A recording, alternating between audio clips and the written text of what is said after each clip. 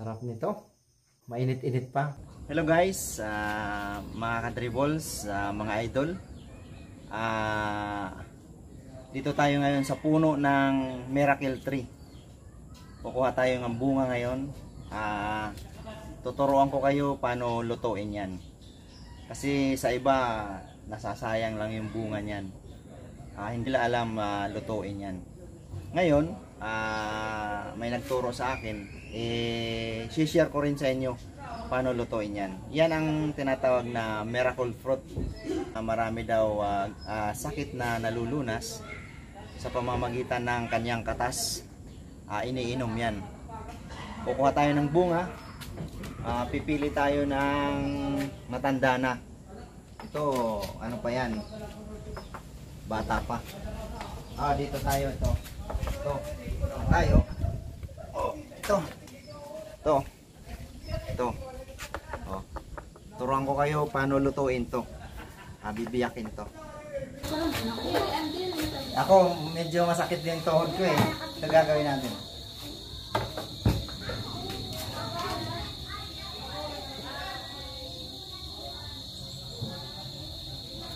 Yan. Okay. Hello guys. Mga kadriballs, mga idol. Ipakita ko sa inyo yung proseso sa pagluto ng miracle fruit. Kanina kinuha ko yung doon sa miracle tree. Ito gagawin natin yung proseso sa pagluto nito. Ganito yan, bibiyakin muna. Gagawa na tayo ng juice. Isasaing natin to. Ganito, bibiyakin. Tigas. Wow.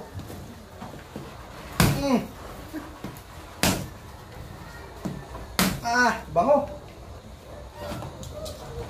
Yan. Ito yung laman, yan. Miracle fruit. Yan.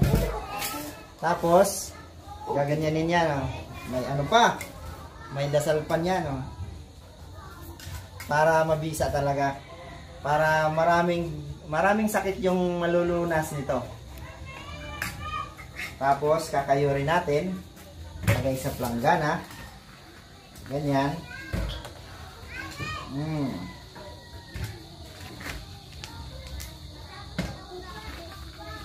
Yan.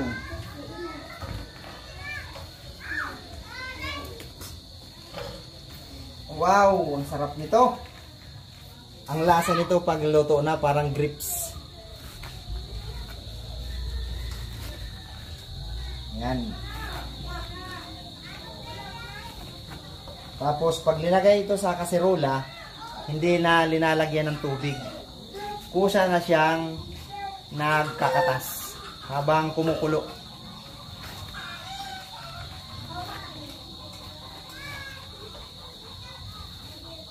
Ito pala yung nanay ko.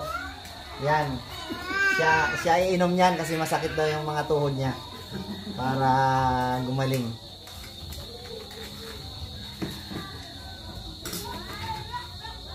Mag-hi ka sa camera, Nay. Hello. Yung nanay ko, ilang taon ka na, Nay? Ilang taon? 75 pa lang. 75. Walking to 76. This July 2024.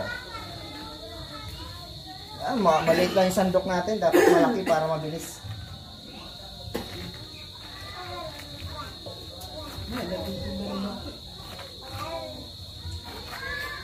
Marami yan. So bago isa lang natin yan, gagawin natin yan para mabilis maluto. Pag lagay sa kaserola, mabilis siyang kumulo. Kailangan anuhin natin. Pinuhin. Para maliliit na siya. Para hindi mahirapan yung apoy lutuin.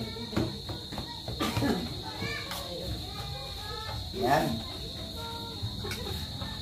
Yan. Sakit. Sakit sa kamay yung sandok. Ulit. Sabi ko nito. Para dito na daw malaki. Kung anak, malaki. Ito nga, ate kaya ko. Sirili. Bakit di ba ko?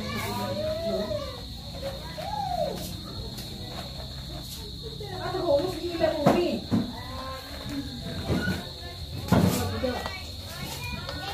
Oo.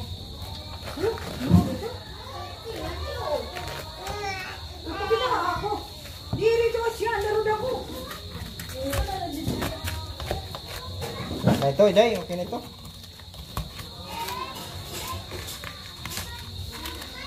Ginamay na dito ni o sa ikaralot to. Ang bilipo.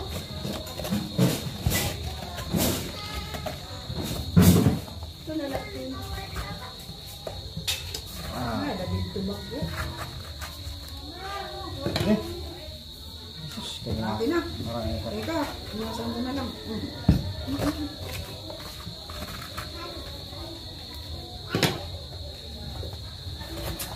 Yun.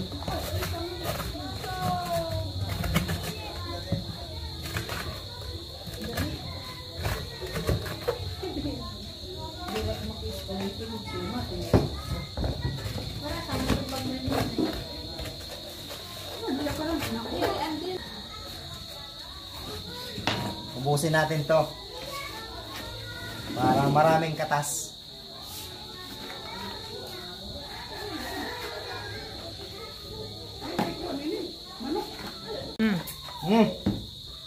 Ubus na. Isasalang na natin sa kaldero. Ayun mo ba yung kaldero? Yan natin. Pipinuhin natin muna para madali maluto.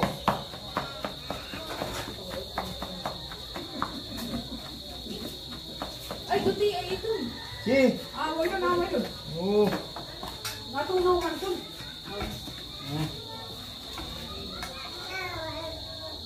Ito ang kaldero, may uling. Pag walang uling, hindi kaldero yan. Lalagay natin. Ano mo Kinakamay. dito? Kakamay. Walang tubig yan, oh. Yan, oh, walang tubig yan. Puro yan. Yan natin. Ito yung proseso pagluto nito. Kinakamay.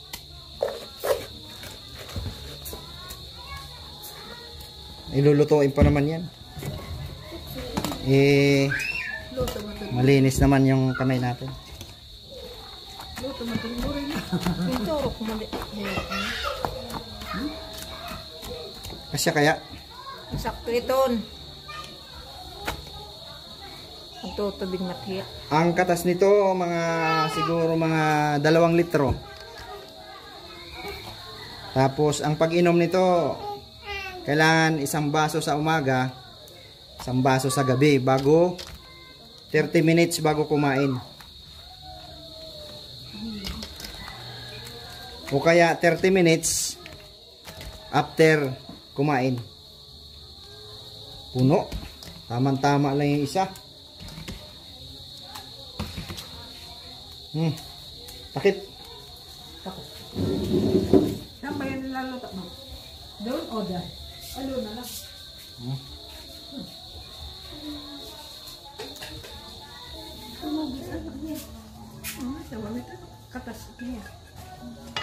Okay. Sasalang na natin. Kaya nakita ko sa inyo yung katas niyan. Guys, dito na yung miracle fruit natin. Luto na. Ito na. Gat. Ito na. Ang gagawin natin. Sasalain natin, no? Luto na. Tingnan mo. Luto na yan. Sana yung sandok? Ako po. Sandok nandyan na yun kanina. Piniliw pa. Ito. Masamok. Sandokin natin yan.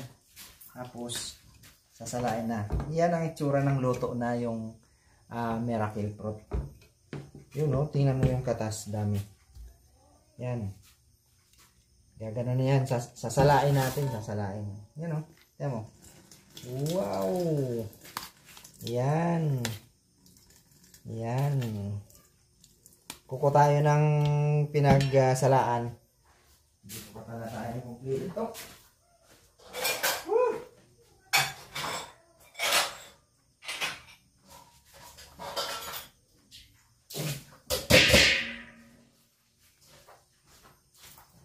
Yan. Ganyan. Oh. Sinasala yan. Pag natanggal na yung katas, ganito yan. Yan. Uy ay. Oh lala. Oh lala. Yan.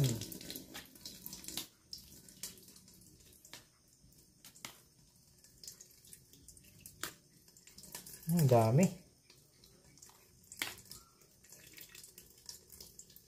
Wow. Sasalain natin yan hanggang sasalain natin yan hanggang maubos yan yung katas. Subukan na natin. Tikim tayo, tikim. Ito. Ang baso.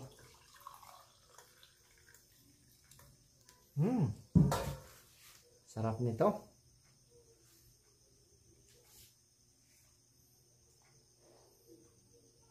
Mainit-init pa. Pero masarap nito. Pwede ito malamig at saka mainit. Ang gagawin natin, ilalagay natin sa rep para laging malamig. Pag inom mo sa umaga o kaya sa tanghali o kaya sa gabi, ilalagay sa rep para hindi mapapanis. O kaya kung gusto mo mainit, pag galing sa rep, initin muna natin. Para pag inom mo, mainit-init, mas masarap. Wow! Juice talaga, parang grapes. Ang sarap. Sarap. May yung, kaya tinatawag na miracle fruit. Marami daw sakit yung nalulunas. Sakit sa katawan, sa tuhod. Lalo na yung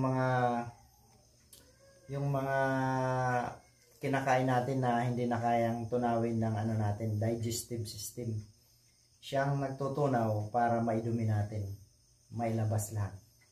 Kaya maganda sa katawan. Miracle fruit juice. Sarap.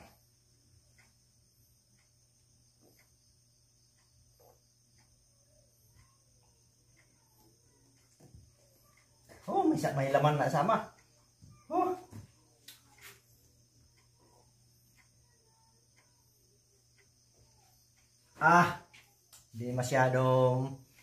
Hindi ko pa masyado nasala.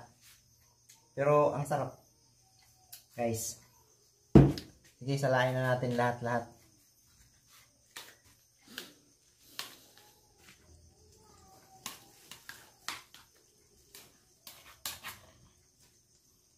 Dami pa nito. Ano muna natin. Ito. Yun. Daming katas. Yan. Marami pa yan. Ano ng 2 litro yan pag napiga lahat.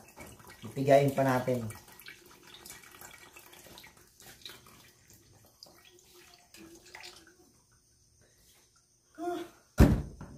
Muusok.